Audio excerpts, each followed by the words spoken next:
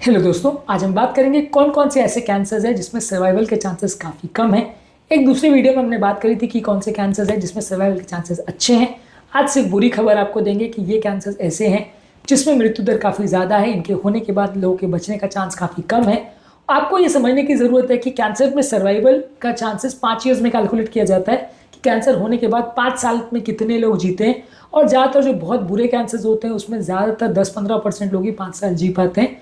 आज हम बात करेंगे ये कौन से कैंसर्स हैं जिसमें मृत्यु दर काफ़ी ज़्यादा है और इनका हो जाना लोगों के लिए बुरी खबर बन के आता है। ऐसा नहीं है कि बाकी कैंसर्स का होना एक अच्छी खबर है, पर ये और ज़्यादा बुरे हैं और ज़्यादा लीथल है और ज़्यादा जानलेवा है। इसलिए इनके बारे में विशेष रूप में जानना और इनको सही समय पर डिटेक्ट करना और इनके बारे में ज़्यादा जानकारी होना ज़्यादा आवश्यक है। टॉपिक पर जाने से पहले जो लोग हमारे चैनल पर नए हैं उन्हें रिक्वेस्ट करूँगा कि चैनल को सब्सक्राइब करें, वीडियोज़ को लाइक करें, शेयर करें, फॉलो करें, कमेंट करें, पूरा देखें। टॉपिक इंपॉर्टेंट है, इसे एंड तक देखिएगा। चलिए शुरू करते हैं।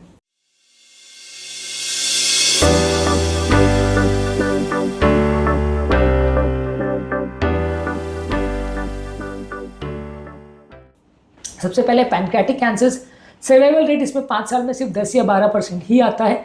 ज़्यादातर ये क्योंकि पेट के अंदर होता है, ज़्यादा क्लियर सिम्टम्स नहीं होते, ज़्यादातर लेट डायग्नोज होता है, बहुत अग्रेसिव होता है, जल्दी स्प्रेड हो जाता है और ज़्यादातर इसमें ट्रीटमेंट ऑप्शंस नहीं होते। कीमोथेरेपी से भी ये ज़्यादातर रिस्पॉन्ड नहीं करता, सर्जरी के भी उतने ऑप्शंस नहीं रहते, आसपास बहुत वाइटल ऑर्गन्स है, जल्दी फैल जाता है तो सर्जरी के चांसेस अच्छे नहीं होते।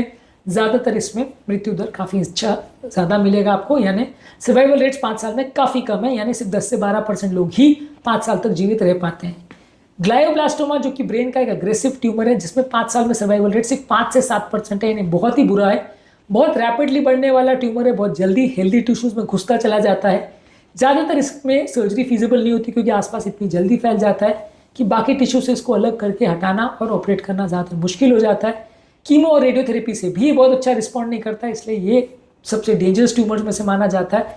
ज़्यादातर ग्लायोब्लास्टोमा अगर किसी व्यक्ति को होता है वो एक तरह से ज़्यादातर उसके बचने के चांसेस कम ही होते हैं। अगला ट्यूमर है मीजोथीलियोमा, जो कि आपके लंग्स की इनर लाइनिंग का और पेट की इनर लाइनिंग का कैंसर है। इसमें 5 साल का सर्वाइवल रेट सिर्फ 10 और 12% तक ही आता है। ज़्यादातर ये एस्बेस्टोस के एक्सपोजर में होता है, कोई अगर इस फैक्ट्री में काम करता है तो उसको होता है। ज़्यादातर सिम्टम्स जो है एस्बेस्टोस एक्सपोजर के काफ़ी सालों के बाद आता है। एस्बेस्टोस के एरिया में लोग काम करते हैं, बहुत सालों के बाद ये कैंसर आता है। ज़्यादातर जब ये डिटेक्ट होता है ये ऑलरेडी स्प्रेड कर चुका होता है और ज़्यादातर ट्रीटमेंट से रेजिस्टेंट होता है, इसलिए जब ये हो जाता है तो लोगों को बचाना बहुत मुश्किल होता है। तो एस्बेस्टोस के एक्सपोजर वाले लोग सावधानी रखें कि उनको बहुत सालों बाद भी कैंसर हो सकता है। इसका एक्सपोजर उनके लिए डेंजरस है और बहुत सालों बाद भी उनकी जान ले सकता है। इसोफेजियल कैंसर का 5 साल का सर्वाइवल रेट 20% है। ज़्यादातर ये सिर्फ एडवांस स्टेज में डिटेक्ट होता है, जब खाना रुक जाता है या खाना निगलने में बहुत दिक्कत आने लगती है तभी ये डायग्नोज होता है और ये बहुत जल्दी स्प्रेड करता है। लोकेशन के हिसाब से इसको ट्रीट करना भी बहुत मुश्किल है, पूरा निकालना भी बड़ा मुश्किल है, बहुत जल्दी आसपास के इंपॉर्टेंट स्ट्रक्चर्स में स्प्रेड कर जाता है, इसलिए इसमें सर्वाइवल काफ़ी कम है। ज़्यादातर ये जब तक डिटेक्ट हो पाता है तब तक लेट हो जाता है। ज़्यादातर कैंसर्स में रूल यही है कि जल्दी डिटेक्ट होगा तभी भी उसमें सक्सेस मिलेगा, लेट डिटेक्ट होगा तो आपको सक्सेस रेशियो उतना अच्छा नहीं मिलेगा। इसके अलावा लिवर कैंसर यानी हेपेटोसेलुलर कार्सिनोमा में भी सर्वाइवल रेट अच्छा नहीं है। 5 साल में से 15 से 20% लोग ही बच पाते हैं। ज़्यादातर ये सिरोसिस और वायरल हेपेटाइटिस की वजह से होता है और ज़्यादातर ये बहुत लेट डिटेक्ट हो पाता है क्योंकि बहुत ज़्यादा इसमें लक्षण या सिम्टम्स नहीं होते और सर्जिकल ऑप्शन इसमें बहुत ज़्यादा नहीं रहते। एक बार अगर ये इस लेवल पे पहुंच गया जहाँ सर्जरी नहीं हो सकती, आप उसको निकाल नहीं सकते, लिवर ट्रांसप्लांट वगैरह नहीं कर सकते या लिवर को अलग नहीं कर सकते उस हिस्से को, तो फिर ज़्यादातर पेशेंट्स को बचाना मुश्किल होता है और सर्वाइवल के चांसेस काफ़ी कम है। इसी तरह से लंग कैंसर में, खासकर स्मॉल सेल लंग कैंसर जो कि लंग्स के सबसे डेंजर कैंसर माना जाता है, सर्वाइवल रेट काफ़ी कम है। सिर्फ 7 से 10% लोग ही एडवांस स्टेज में इसमें बच पाते हैं। ज़्यादातर लोगों को पता ही नहीं चलता, ये कैंसर जब तक पता चलता है तब तक इतना लेट स्टेज में पहुंच चुका होता है कि लोग बच नहीं पाते, बहुत जल्दी स्प्रेड करता है और सिम्टम्स होने से पहले कैंसर इतना जल्दी स्प्रेड हो चुका होता है कि जब तक पता होता है बहुत लेट हो चुका होता है। ज़्यादातर लोग को नहीं बचाया जा सकता है। तो लंग कैंसर में स्मॉल सेल कार्सिनोमा सबसे डेंजरस और इसमें 5 साल तक सर्वाइव करने का चांस एडवांस स्टेज में सिर्फ 7 से 10% है। गॉल ब्लैडर कैंसर में सर्वाइवल रेट 5 साल में सिर्फ 15 से 20% है। प्रॉब्लम इसके साथ ये है कि इसमें कोई अर्ली लक्षण नहीं होते, ज़्यादातर केस में लेट डिटेक्ट होता है, जब जॉन्डिस वगैरह हो जाता है उसके बाद पता चलता है। ज़्यादा ट्रीटमेंट ऑप्शंस एक बार फैल जाए तो ज़्यादा नहीं है, इसलिए इसमें भी सर्वाइवल रेट उतने अच्छे नहीं है। बहुत बुरे नहीं है, मतलब 15-20% बाकी कैंसर से तो थोड़ा बेटर है, लेकिन काफ़ी बुरा कहूँगा। 15 से 20% लोग ही बच पाते हैं कंपेरेटिवली, ये भी काफ़ी अग्रेसिव और लीथल कैंसर माना जाएगा। और इसके अलावा पेट का यानी गैस्ट्रिक कार्सिनोमा का भी 5 साल का सर्वाइवल रेट खाली 20 से 30% है। ज़्यादातर लोअर स्टेज में अगर लेटर स्टेज में डिटेक्ट हो तो सर्वाइवल का चांस इससे भी कम होगा।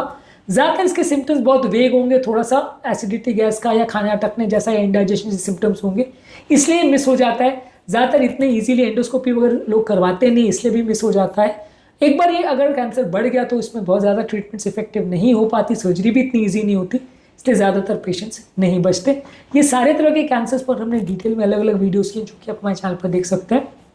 ओवरऑल ये सारे कैंसर्स हैं जो एक तरह से बुरा खबर लेके आते हैं पेशेंट के लिए, और इनका होना ओवरऑल एक बुरी न्यूज़ है पेशेंट के लिए, जिसमें पेशेंट की मृत्यु दर काफ़ी ज़्यादा है। अर्ली डिटेक्शन ज़्यादातर कैंसर में की है, यदि ज़्यादातर कैंसर को आप जल्दी डिटेक्ट कर लो तो बचने के चांस अच्छे हैं। जो लोग में स्मोकिंग की, अल्कोहल की, एस्बेस्टोस एक्सपोजर और वायरल इन्फेक्शन की हिस्ट्री हो, वैसे लोगों में ज़्यादा सावधानी रखना चाहिए, और वैसे लोगों में रेगुलर बेस पे जांच करते रहना चाहिए ताकि कैंसर डिटेक्ट हो सके।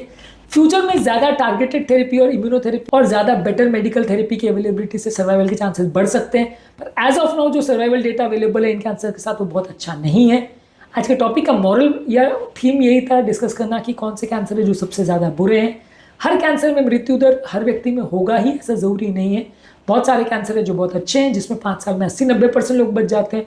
बहुत सारे कैंसर है जो बहुत बुरे हैं, जिसमें 5 साल में 10-15% लोग भी नहीं बच पाते हैं। तो हमें जानना समझना जरूरी है कि कौन से कैंसर ज़्यादा लीथल है, उनके बारे में ज़्यादा सतर्कता की ज़रूरत है। ओवरऑल कैंसर के बारे में ही ज़्यादा अवेयरनेस हो ज़्यादा अच्छा है, क्योंकि बीमारी ऐसी है कि जल्दी डिटेक्ट हो पाए तो ही ज़्यादातर ट्रीट हो पाती है। यदि बीमारी एक बार एडवांस स्टेज में पहुंच जाए तो फिर ज़्यादातर अच्छा कैंसर हो चाहे बुरा, ज़्यादातर मृत्यु दर इसमें बढ़ता चला जाता है। उम्मीद करूँगा कि आज के टॉपिक में कुछ नई बातें जानने को मिली होगी। जो लोग हमारे चैनल पर नए हैं उन्हें रिक्वेस्ट करूँगा कि चैनल को सब्सक्राइब करें, वीडियोज़ को लाइक करें, शेयर करें, फॉलो करें, कमेंट करें, पूरा दें। Thank you.